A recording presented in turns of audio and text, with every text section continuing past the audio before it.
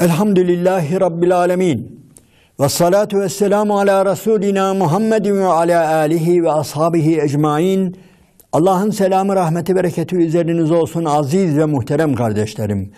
Bir Kur'an İklimi programında yine birlikteyiz ve Ahzab suresi 45. ayeti kerimeden kaldığımız yerden devam ediyoruz. Bismillahirrahmanirrahim. Ya eyyühen nebiyyü İnna erselnâke şahiden ve mübeşşiran ve nezîrâ. Hafız olmasanız da hepiniz biliyorsunuz bu ayet-i kerime en çok duyduğumuz ayet-i kerimelerdir, öyle değil mi? Peygamber aleyhissalatü vesselamın şanını, izzetini, Allah katındaki makamını, mevkiini anlatırken kullandığımız veya Peygamber Efendimizin sıfatlarını incelerken, anlatırken onun beşir, nezir olduğunu söylerken hep bu ayeti kerimeyi, Ahzab suresinin 45. ayeti kerimesini okuruz. Ama bu sure içerisindeki yeri de daha değişiktir. Ey münafıkların üzdüğü Resulüm, ey kafirlerin hendekte arkadan önden kuşatıverdiği Resulüm, ey haysiyetiyle, şerefiyle oynanmaya çalışan Resulüm, ya eyyühen nebi, yani dikkat edin, ilginç bir başlangıç var burada. Ey nebi, ey nebi. Bu var ya, Allah-u Teala'nın Resulüne bu şekilde hitap etmesi gerçekten ona taltiftir, ona lütuftur, ona ikramdır. Resulüm, hiç üzülme. Onların dedikodularına bakma. Onların iftiralarına bakma. Seni üzmek için çırpınışları seni hiç üzmesin. Sen benim yanımda böylesin. Ben sana ey nebi, ya eyyühen nebi diye hitap ederim. İnna erselnâke şahiden ve mübeşşiran ve nezîrâ. Biz seni var ya bir şahit olarak, bir müjdeleyici olarak ve bir uyarıcı olarak gönderdik. Yani bu kadar güzel olabilir. Gerçekten bu ayeti kerime öylesine güzel, öylesine tabii başta Allah'ın Resulü sallallahu aleyhi ve sellemi ve sonra onun ümmeti olan bizleri o kadar sevince gark eden bir ayeti kerimedir ki sık sık da okuyoruz. Hocalarımız da sık sık okur, hepimiz okuruz. İnna erselnâke şahide. Seni bir şahit olarak gönderdik. Şahit, birçok konuda şahitlik vardır. Bir, şu indirdiğimiz ayetler var ya, hükümler var ya, özellikle bu Ahzab suresinde indirdiğimiz hükümler, yok evlatlıktı, yok zıhardı, yok savaşlardı. İşte ve özellikle Nebi'nin eşleriyle ilgili ayeti kerimeler ve biraz sonra gelecek olan örtünme ayeti kerimeler. Öncelikle sen bunlara şahitsin. Sen Allah'ın hükümlerinin, ayetlerinin şahidisin. Birinci şahitliğin bu. Birinci şahitliğin bu. Yani Allah'ın ahkamının, hükmünün, hikmetinin, ayetlerinin hepsinin şahidisin. Biz seni şahit kıldık bunlara. Ey Resulüm, ey Nebi. Evet. Ya eyyühen nebiyyü inna ersennâke şahide. Başka şahitlik, şahitlik bir de aziz ve muhterem izleyenlerim kıyamette var. 2-3 türlü şahitlik vardır. Birinci söylediğim Allah'ın ayetlerine, hükümlerine şahit, başka bir de insanlar üzerinde şahittir. Allah-u Teala yani tebliğ ettim ben ey Rabbim, hani o veda hutbesinde hani konuşuyor, o muhteşem veda hutbesini irad ediyor ve ondan sonra ele hel bellagtü, tebliğ ettim mi? Ey insanlar, ey ashabım, ey Arafat meydanını dolduran 100.000'den fazla insan, tebliğ ettin mi? Onlar da evet, tebliğ ettin deyince Allahümme şhed, Allahümme şhed, Allahümme şhed. Bir şahitliğin bir başka yönü de bu. Allah'ım, şahit ol Allah'ım. Yani bu şu anlama geliyor. İnsanların yaptığı eylemlere, amellere şahitlik ediyor Peygamber aleyhissalatü vesselam. Aslında diğer peygamberler de böyledir. Hazreti İsa da böyledir, Hazreti Musa Aleyhisselam da böyledir. Ama burada Kur'an-ı Kerim'de Ahzab suresinde Allah-u Teala bunu böyle yani bir abide olarak bu ayeti kerimeleri bu şekilde indiriyor. Demek ki yani mesela şeyi hatırlayın aziz ve muhterem izleyenlerim, hemen Bakara suresinde şu kıble ayetleri var ya, سَيَقُولُ السُّفَهَاءُ مِنَ النَّاسِ مَا بَلَّاهُمْ عَنْ قِبْلَتِهِمُ الَّتِي كَانُوا عَلَيْهَا ayeti kerimesi ve onun altında uzun وَكَذَٰلِكَ جَعَلْنَاكُمْ اُمَّةً وَسَطًا لِتَكُونُوا شُهَدَاءَ عَلَى النَّاسِ وَيَكُونَ الرَّسُولُ عَلَيْكُمْ شَهِيدًا. Yalnız burada bizi de şahit kılıyor. Bizi, Müslümanları bütün insanlar üzerine şahit kılıyor. Resulü de bizim üzerimize şahit kılıyor. Yani öyle bir silsile var ki burada. Peygambersiz dönemlerde biz yeryüzünün şahitleri olacağız. Öyle istiyor bizden. Ya eyyühellezine amenu kunu kavvamine lillahi şühedâe bil kıst. Maide suresinde böyle buyuruyor. Nisa suresinde de ya eyyühellezine amenu kunu kavvamine bil kıst şühedâe lillahi velev ala enfusikum evil valideyni vel akrabin ila ahiril ayet. Bu ayeti kerimelerde Allah bizi şahit kılıyor. Resulü de bizim üzerimize şahit kılıyor. Biz insanlar üzerine şahidiz. Şahitlik yapacağız. Ama şahitlik yapmak gerçekten risktir ha. Öyle güzel yönleri var, böyle tamam bir şereftir, izzettir ama bunun bir bedeli de vardır. Bunun bir riski de vardır. Ya şahitlik yapmamışsak, ya doğru şahitlik yapmamışsak. Allah'ım sen şahit ol, ben fabrikadaki bütün arkadaşlarıma anlattım senin davanı. Allah'ım şahit ol, ben sınıfımdaki bütün arkadaşlarıma anlattım senin yolunu.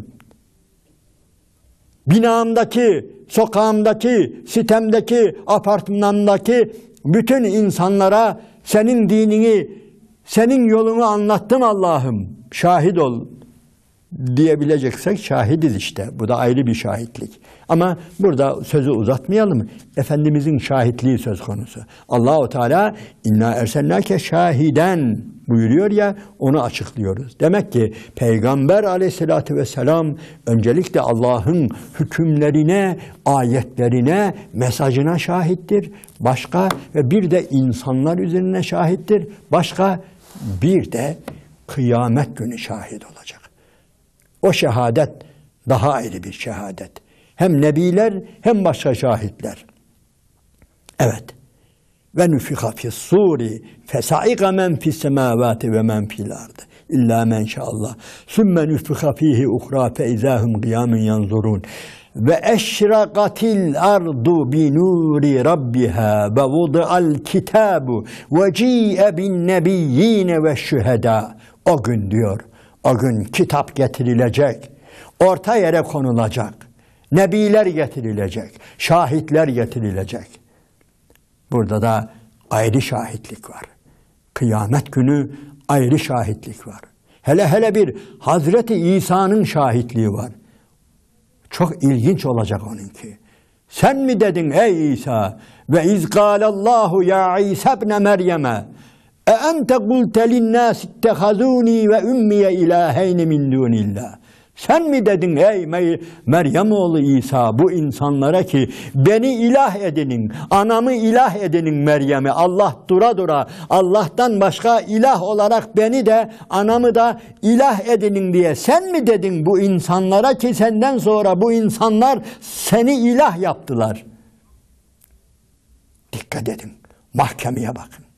Öyle bir mahkeme ki, öyle korkunç bir mahkeme ki milyarlarca insan, milyarlarca Hristiyana Allah-u Teala Hazreti İsa'yı böyle şahit getirecek. Sen mi dedin? ente kulte linnâs ittehazûnî ve ümmiye ilâheyni min dûn. Kâle Sübhaneke, haşa ey Rabbim, sen yüceler yücesisin. Ben nasıl diyebilirim bunu? Ben öyle biri miyim ki Allah'ım? Böyle bir şey söylemek benim hakkım mıdır Allah'ım? Kâle sübhaneke, ben böyle bir şey, haşa, ey Rabbim, ben böyle bir şey demedim, bu benim hakkım değildir. Sübhan olan sensin ve sen şahitsin. Ben onların içindeyken ben onlara böyle bir şey demedim. Ama benden sonra ne yaptılarsa sen şahitsin.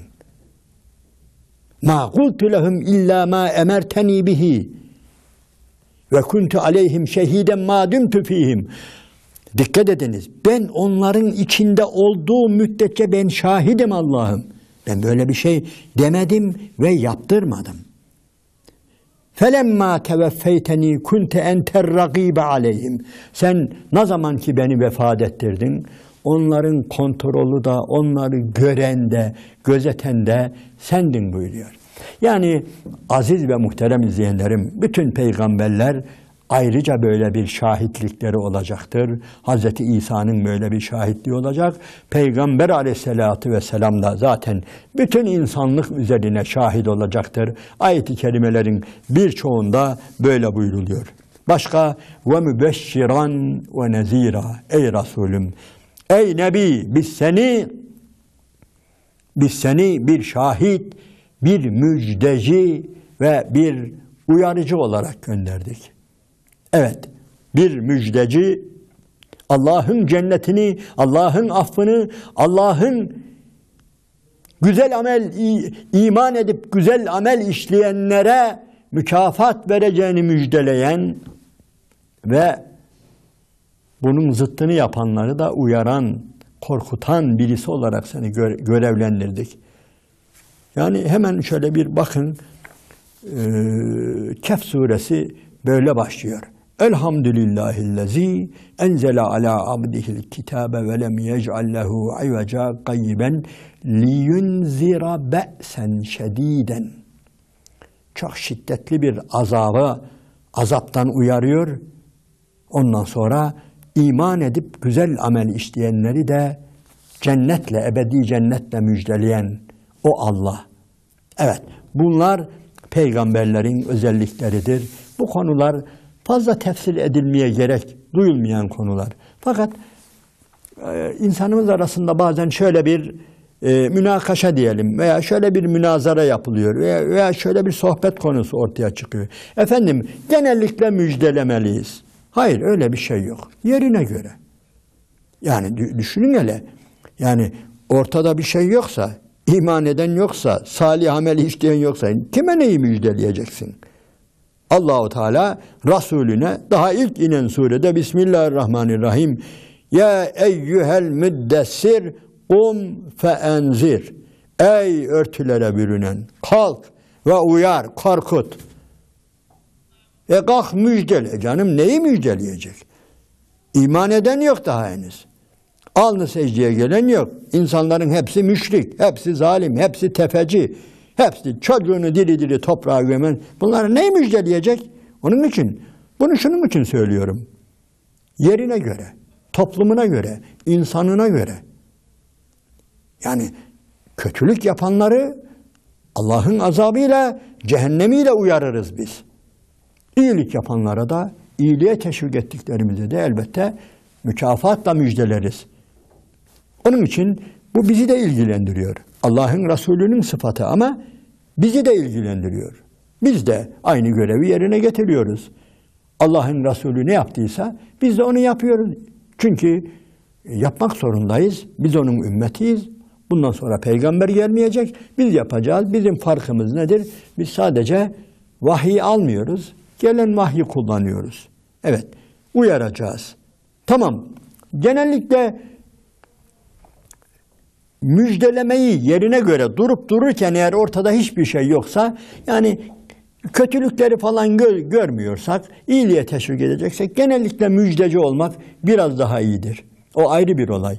Ama böyle aziz ve muhterem izleyenlerim, yani bakıyoruz bazı kardeşler güya insancıl, güya humanist, güya işte merhamet, af falan dağıtıyorlar. Bol keseden cennet dağıtıyorlar. Bol keseden cennet dağıtıyorlar. Ya elbette biz de yani zoraki birilerini cehenneme sokmak isteyen birisi değiliz. Ama gerçekçi olmak lazım. Gerçekçi olacağız. Yani ortada ne varsa ona göre davranacağız. Allah Allah, bakıyoruz ki yani ekranlarda şurada burada etrafına nice insanları toplamış. Yani hiçbirinin İslam'a uygun kılığı yok, kıyafeti yok.